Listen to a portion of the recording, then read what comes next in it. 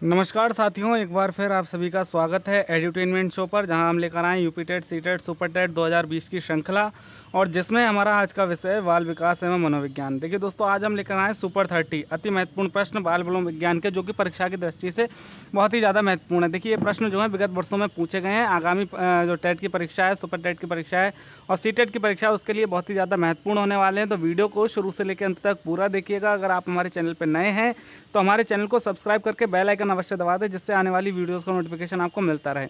तो आइए दोस्तों, हम आज की वीडियो शुरू करते हैं। सबसे पहले पहला प्रश्न हमारा, किशोरों में द्वंद्व उभरने का प्रमुख कारण क्या है?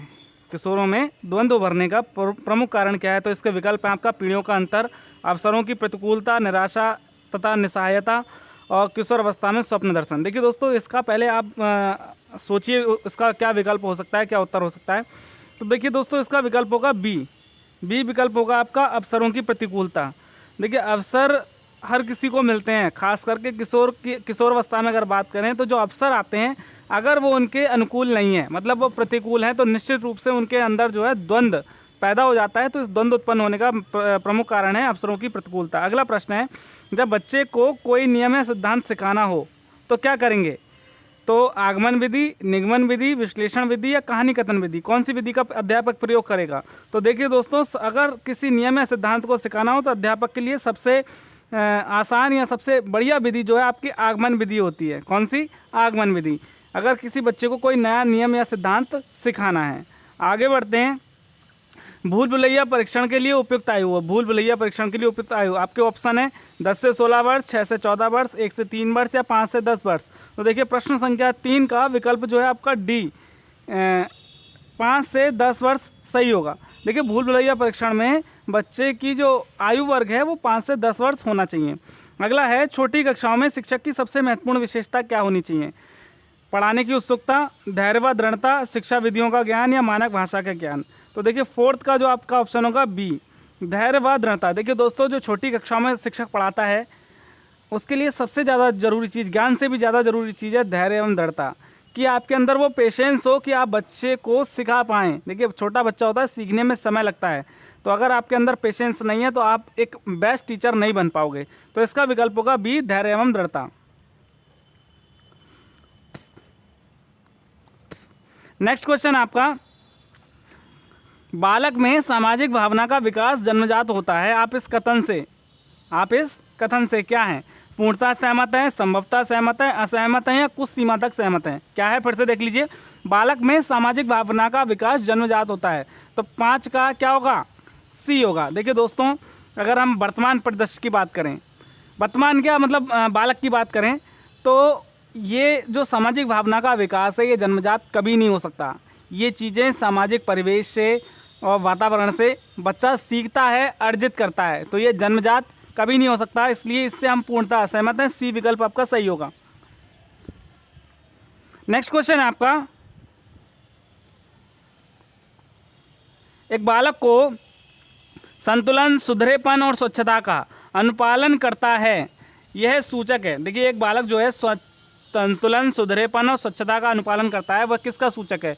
रुचि का, अभिवृद्धि का, प्रशंसा का या मूल्य का?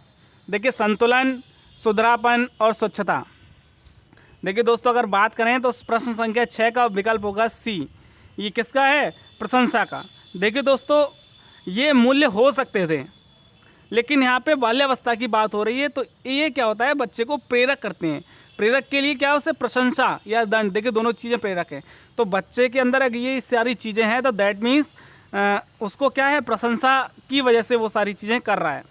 नेक्स्ट क्वेश्चन है आपका, स्वभाव एवं प्रकृति से छोटे बच्चे कैसे होते हैं? डरपोक तथा संकोची, निर्भीक तथा स्वतंत्र, शांत तथा सक्रिय तथा जिज्ञासु। तो प्रश्न संख्या 7 का उत्तर होगा डी, सक्रिय तथा जिज्ञासु। सक्रिय तथा जिज्ञासु। देखिए छोटे बच्चों की अगर बात करें, तो छोटे बच्चे ज़्यादा सक्रिय होते हैं बड़े बच्चों की। देखिए जैसा बच्चा धीरे धीरे बड़ा होता रहता है उसकी सक्रियता और जिज्ञासा शांत होती रहती है, क्योंकि वो अपने वातावरण से, परिवार से, समाज से चीज़ों को सीखता रहता है। लेकिन जब बच्चा छोटा होता है तो वो सक्रिय तो ज़्यादा होता है, इसी वजह से उसकी जो जिज्ञासा होती है वो भी ज़्यादा होती है। अगर उसकी जिज्ञासा को शांत आप करेंगे, मतलब उसके पेरेंट्स या समाज, स्कूल, तो निश्चित रूप से बच्चा वो धीरे धीरे शांत और होता जाता है। अगला है अनौपचारिक शिक्षा की व्यवस्था की गई है 6 से 11 आयु वर्ग के लिए, 9 से 14 आयु वर्ग के लिए, 15 से 35 आयु वर्ग के लिए, इसकी कोई सीमा नहीं है। प्रश्न संख्या 8, तो देखिए अनौपचारिक शिक्षा जिसको हम बोलते हैं इनफॉर्मल एजुकेशन, और उसके लिए कोई भी एज बाउंडेशन नहीं है। तो दोस्तों इसका विकल्प होगा डी, कोई भी सीमा नहीं है। देखिए अगर हम फॉर्मल शिक्षा की बात करें तो वो आपकी होती है स्कूली शिक्षा, और स्कूली शिक्षा के बाद मतलब कह सकते हैं कि इनफॉर्मल जो अनौपचारिक शिक्षा होती है उसके लिए स्कूल आवश्यक नहीं है, वो आप अपने घर से किसी भी माध्यम से ले सकते हैं और उसकी कोई आयु सीमा भी नहीं होती है। अगला प्रश्न है हमारा, छात्रों में सामाजिक चेतना विकसित की जा सकती है कैसे? अध्यापक के भाषण से, उनके साथ विचार विमर्श करने से, पसंदीदा पुस्तक पढ़ाने से, या समाचार पत्रिका पढ़ाने से। देखिए प्रश्न संख्या 9 में क्या होगा, छात्रों के अंदर सामाजिक चेतना विकसित करने के लिए देखिए उन्हें पहले सोशल अवेयर करना होगा, समाज की चीज़ों के बारे में। वो कैसे मिलेगा? समाचारों से और पत्र पत्रिकाओं के पढ़ने से। तो हमारा डी विकल्प सही है। देखिए दोस्तों आप क्या करिए, इन प्रश्नों का अपने हिसाब से मतलब उन प्रश्नों को आप स्वयं के ऊपर अप्लाई कीजिए और फिर सोचिए कि अगर मैं उस जगह होता तो मैं क्या करता। आपके अंदर सोशल अवेयरनेस कैसे आएगी भाई? आप न्यूज़ देखेंगे, आप इंटरनेट चलाएंगे, पत्र पत्रिकाएं पढ़ेंगे, तभी तो आएगी। तो डी विकल्प सही है। अगला प्रश्न है, लंबे और कठिन शब्दों का उच्चारण करवाने के लिए आप क्या करेंगे?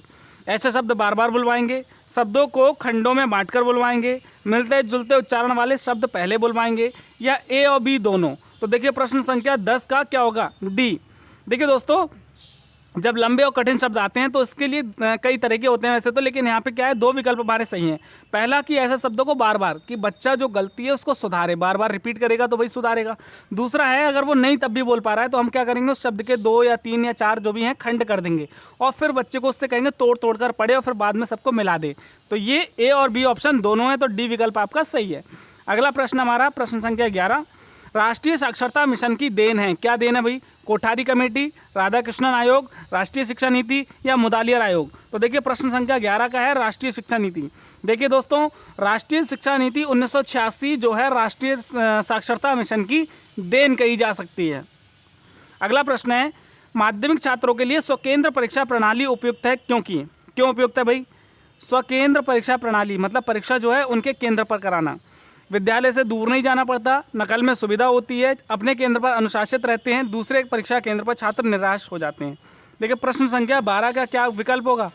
ए, विद्यालय से दूर नहीं जाना पड़ता। देखिए दोस्तों जो मिडिल स्कूल होता है, माध्यमिक स्कूल होते हैं, हाई स्कूल होते हैं, इन सब में बच्चा किशोर अवस्था में होता है तो निश्चित रूप से परीक्षा का तनाव उसके ऊपर रहता है। तो ऐसे में अगर भाग दौड़ या फिर और सारी चीज़ें होती हैं अगर वो करनी पड़ेंगी तो निश्चित रूप से कहीं ना कहीं परीक्षा का तनाव उस पर हावी हो सकता है। तो ऐसे में स्वकेंद्र परीक्षा प्रणाली इसलिए लगाई जाती है कि विद्यार्थी को स्कूल से दूर ना जाना पड़े, उसे उसी विद्यालय में परीक्षा दी जाए जहाँ पर वो पूरे साल पढ़ाई करता है और उस माहौल में रहता है, उस माहौल को पहचानता है। अगला प्रश्न है दोस्तों, व्याख्यान देते समय कोई उद्दंड छात्र बाधा उत्पन्न करता है तो आप क्या करेंगे?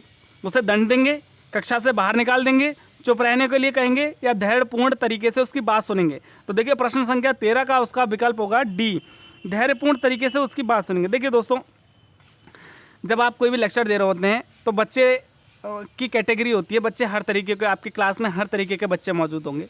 तो कुछ बच्चे होते हैं जो जानबूझकर बाधा डालते हैं, तो आपका कार्य ये नहीं है कि आप उनको दंड दें या वहाँ से बाहर निकाल दें। आपका कार्य है कि उनकी जो जिज्ञासा है, जो उनका कारण है जिस वजह से वो बाधा डाल रहे हैं, उस बाधा को दूर करें। तो जो उनका प्रश्न है या जो उनकी समस्या है उसको दूर कर देंगे तो निश्चित रूप से वो शांत होकर बैठ जाएंगे। तो आप क्या करें, धैर्यपूर्ण तरीके से उसकी बात सुनें और उसका जवाब दें। अगला प्रश्न है, अध्यापक छात्रों के व्यक्तिगत विभेद को किस प्रकार सर्वोत्तम ढंग से जान सकता है? देखिए अध्यापक छात्रों को जो भेद है मतलब वर्गीकरण है किस तरीके से बेहतर तरीके से कर सकता है? निबंध लिखवाकर, वाद विवाद प्रतियोगिता से, परीक्षा परिणाम से, या मनोवैज्ञानिक परीक्षण से? तो देखिए प्रश्न संख्या 14 का होगा डी, मनोवैज्ञानिक परीक्षण से। देखिए शिक्षक को अगर बच्चों को पढ़ाना है ठीक, या उनके साथ बॉन्डिंग बनानी है तो सबसे मेन चीज़ जो ज़रूरी है वो है मनोविज्ञान। उन्हें पहले बच्चों का मनोविज्ञान समझना होगा कि बच्चों की रुचि किस में है, बच्चों का ध्यान किस में है और उनका स्तर क्या है। तो ठीक है, विभेद पता करने के लिए क्या है, डी विकल्प, मनोवैज्ञानिक परीक्षण से। अगला प्रश्न है, किस विधि में अध्ययनकर्ता बच्चों या माता पिता या अध्यापक से मिलकर विविध प्रश्न पूछता है? किस विधि में? साक्षात्कार विधि, व्यक्तिक विधि, निरीक्षण विधि, या प्रयोगात्मक विधि? तो देखिए 15 का होगा ए साक्षात्कार विधि। देखिए किस विधि में जो अध्ययनकर्ता होता है, जो आपका निर्देशक होता है, गाइड होता है, जो भी होता है आपके सामने बैठा हुआ गुरु वगैरह, बच्चों या माता पिता या अध्यापक से मिलकर विविध प्रश्न क्या करता है, एक बच्चे का प्रोफाइल तैयार करता है, उससे उसके जीवन, कक्षा, क्लास, परिवार, समाज के विषय में प्रश्न पूछता है। तो वो कौन सी विधि होती है, साक्षात्कार विधि। नेक्स्ट है, किस परीक्षण में विश्वसनीयता अधिक होती है, निबंधात्मक, संक्षिप्त प्रश्न परीक्षण, वस्तुनिष्ठ परीक्षण या इनमें से कोई नहीं। तो देखिए प्रश्न संख्या 16 का सी। देखिए अगर हम एक्यूरेसी की बात करें, ठीक, तो सबसे ज़्यादा एक्यूरेसी मिलती है हमें objective type multiple choice questions में, वस्तुनिष्ठ परीक्षण में, तो सी विकल्प आपका सही है। देखिए बाकी अगर शॉर्ट वेरी शॉर्ट या लॉन्ग क्वेश्चंस की बात करें तो इसमें इतनी सटीकता, इतनी एक्यूरेसी हमें नहीं मिल सकती जितना हम चाहते हैं। देखिए हर प्रश्न को बच्चा अपनी भाषा में अपने तरीके से लिखता है, उत्तर वही रहता है लेकिन भाषाएं बदल जाती हैं, शब्द बदल जाते हैं, तो निश्चित रूप से जो सटीकता हम चाहते हैं वो नहीं मिल सकती जितनी हमें वस्तुनिष्ठ प्रश्नों से मिल सकती है। सी विकल्प आपका सही है। अगला है, परिवार शिक्षा का किस प्रकार का साधन है, अनौपचारिक, औपचारिक, औपचारिकेतर या इनमें से कोई नहीं। तो देखिए प्रश्न संख्या 17 का होगा बी, अनौपचारिक साधन। देखिए दोस्तों हमने अभी आपको बताया कि अनौपचारिक शिक्षा के लिए किसी केंद्र की या किसी जगह, पर्टिकुलर जगह की आवश्यकता नहीं है, आप कहीं से भी प्राप्त कर सकते हैं। और विश्वास कीजिए आप पूरी ज़िंदगी भर अनौपचारिक शिक्षा हम ग्रहण करते रहते हैं किसी न किसी माध्यम से। तो परिवार जो है अनौपचारिक शिक्षा का साधन है। अगला प्रश्न है, बालक को सामाजिक व्यवहार की शिक्षा दी जा सकती है कैसे, पाठ्यक्रम द्वारा, विद्यालय में सामाजिक और सांस्कृतिक गतिविधियों द्वारा, अनुशासन प्रक्रिया द्वारा या कक्षा शिक्षण द्वारा। तो देखिए प्रश्न संख्या 18 का उत्तर होगा बी। बालक को अगर आपको सामाजिक व्यवहार की शिक्षा देनी है तो विद्यालय में सामाजिक और सांस्कृतिक गतिविधियां करानी पड़ेंगी। देखिए बच्चे जो होते हैं छोटे, उन्हें किसी चीज़ का ज्ञान नहीं होता, वो स्कूल में आते हैं, लेकिन अगर आप उनको केवल किताबी ज्ञान देंगे तो वो किताबी कीड़ा बनकर रह जाएंगे। अगर उनको सामाजिक व्यवहार, सामाजिक ज्ञान की शिक्षा देनी है तो निश्चित रूप से विद्यालय में कुछ ऐसे कार्यक्रम, सांस्कृतिक कार्यक्रम या फिर सामाजिक कार्यक्रम आयोजित करने होंगे जिससे उसे समाज के कल्चर, संस्कृति के बारे में भी पता चल सके। तो बी विकल्प आपका सही है। नेक्स्ट क्वेश्चन है, शिक्षा एक त्रिकोणीय प्रक्रिया है जो है क्या है। देखिए छात्र, शिक्षक, सामाजिक परिवेश। देखिए शिक्षा त्रिकोणीय प्रक्रिया कौन कौन तीन कोने हैं, छात्र शिक्षक पाठशाला, छात्र शिक्षक ज्ञानार्जन, छात्र शिक्षक ज्ञान। तो प्रश्न संख्या 19 का आपका उत्तर होगा ए।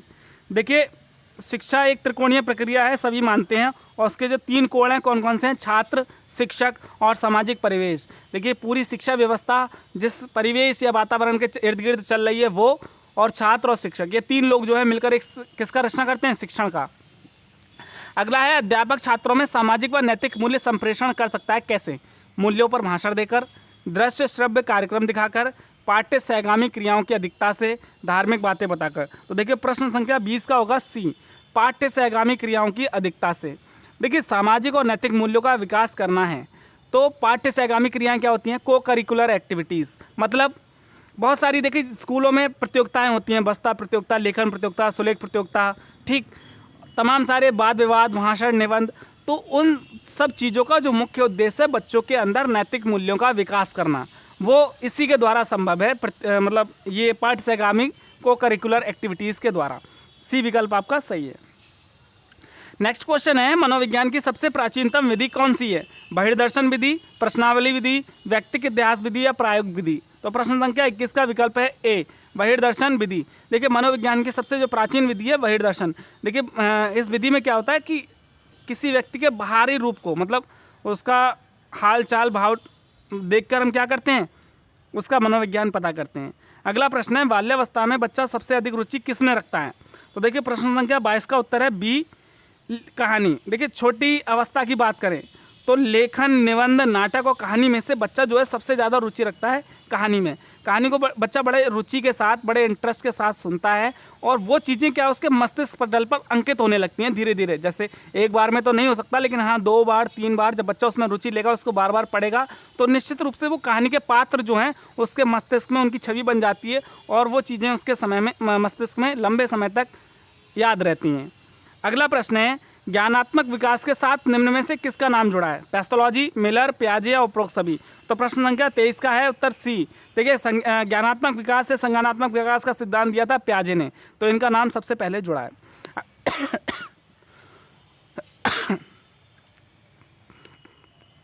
निम्न में से कौन सा उदाहरण अधिगम को प्रदर्शित करता है, स्वादिष्ट भोजन देखकर मुंह से लार का आना, चढ़ना, भागना, फेंकना, 3 से 5 वर्ष की अवस्था में, हाथ जोड़कर अध्यापक का अभिवादन करना, या उपरोक्त सभी। तो देखिए प्रश्न संख्या 24 का जो सी उत्तर है, सी विकल्प है, वो आपका सही उत्तर है। कैसे?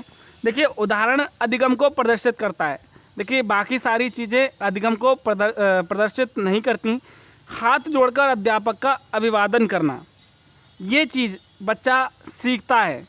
ये चीज़ क्या है? सीखता है। हम देखिए कोई भी बच्चा होता है, पहले अगर उसके अंदर मैनर्स नहीं है तो क्या करते हैं, हम उसको सिखाते हैं कि बेटा बड़ों से नमस्ते करो, पैर छुओ, ये सारी चीज़ें जो भी नैतिक मूल्य हैं, अगर बच्चा उसको अडॉप्ट कर रहा है, सीख रहा है, तो निश्चित रूप से वो हमें देखने को मिलेगा। तो ये किसका उदाहरण है? अधिगम का। अगला है मनोविज्ञान शिक्षा का आधारभूत विज्ञान, ये कथन किसका है? Skinner, Crow and Crow, Rousseau या मिलर? तो प्रश्न संख्या 25 का उत्तर है ए, स्किनर। देखिए मनोविज्ञान शिक्षा का आधारभूत विज्ञान है, ये कथन है स्किनर का। अगला प्रश्न है छोटे बच्चों की शिक्षा देना जरूरी है परंतु उनके ऊपर किसी प्रकार का बोझ अपेक्षित नहीं है। किस तरीके का बोझ? लिखने का बोझ, पढ़ने का बोझ, गृह कार्य का बोझ, या विद्यालय जाने का बोझ?